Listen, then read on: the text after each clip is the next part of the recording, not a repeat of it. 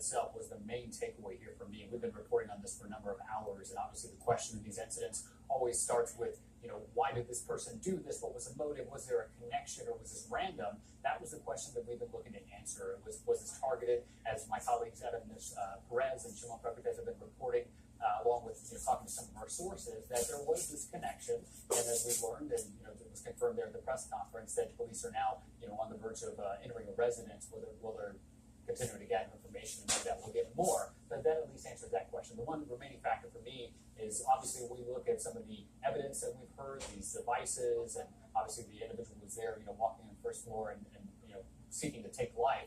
It'll be interesting to see whether or not the conclusion that this was targeted was based on that evidence alone, or whether the subject is indeed cooperating with authorities. We've been talking to our sources, and the last several hours we've learned that at one point he wasn't cooperative, but that can change at any time when law enforcement, if they're able to finally convince him that it's in his best interest to talk. So a lot of unanswered questions. The last thing, Anderson, is we have this issue of social media, which that's something law enforcement officers will look at anyway in a situation, trying to determine what are the mediums that someone uses to communicate. The fact that that medium may also have been used as a threat will be particularly of interest to law enforcement officials as this very long-term investigation continues.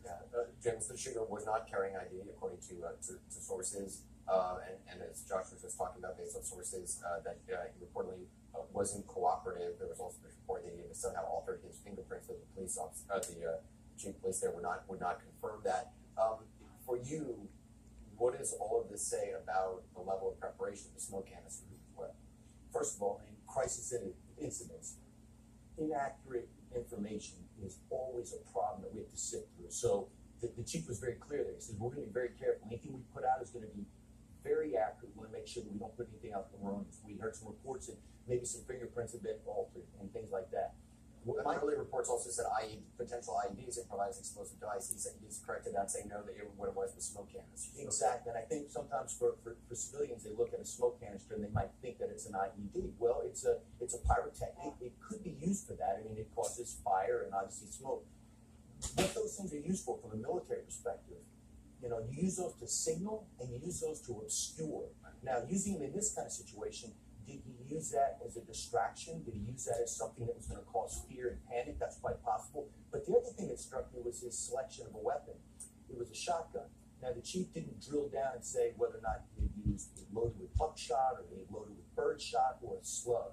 Because a slug round is a dangerous round. They're much less accurate because it's a scattergun type device. And obviously, a lot of people have shotguns for home defense. So it probably didn't raise any suspicions that he had purchased this or had this weapon available, but not the kind of weapon we've seen, generally speaking, in these type of incidents. Asha, I mean, again, it is very early in this investigation.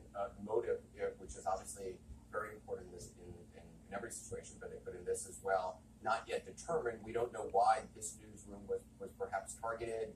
Even if the shooter knew any of the actual victims or editors at the paper, the two people who lived through this, when they talked to reporters, very distinctly described the path that this gunman took through the newsroom, and